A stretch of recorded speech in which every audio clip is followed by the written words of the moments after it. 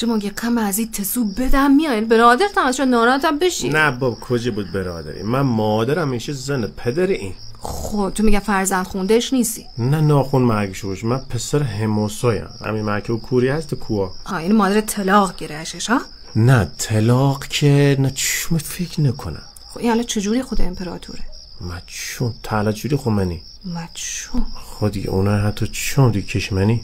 ولی هموسون واس چشماش عمل کنه جدی پیرمرد خوب میشد. دلم میخواد ولی خب کوپولی.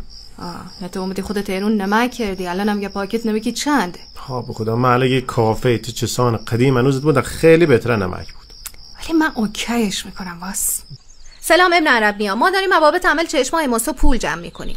من چشم خودم خراب است، پول داشتم خرج خودم میکردم. چطوش زنبور کنتت؟ شمشیر خورده از سانش تو زنبور کن که. الان میگویین چه کنند؟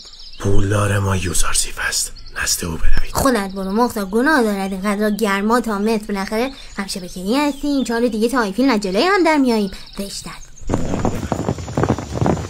خب مصطفی بگو نداریم. زشت است زلیخا، چطور بیتوانم به مختار ابن عربنیا بگویم که پوتیفار پول ندارد؟ بگو کرایه قصرمون نیز مانده، سابقه دارد به درمان میکند. این دروغ گناهی بزرگ در پیشگاه بینندگان عزیز است.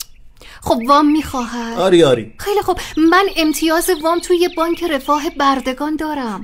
همان را انتقال بده به بانک قرض الحسنه مهر گوگوریو.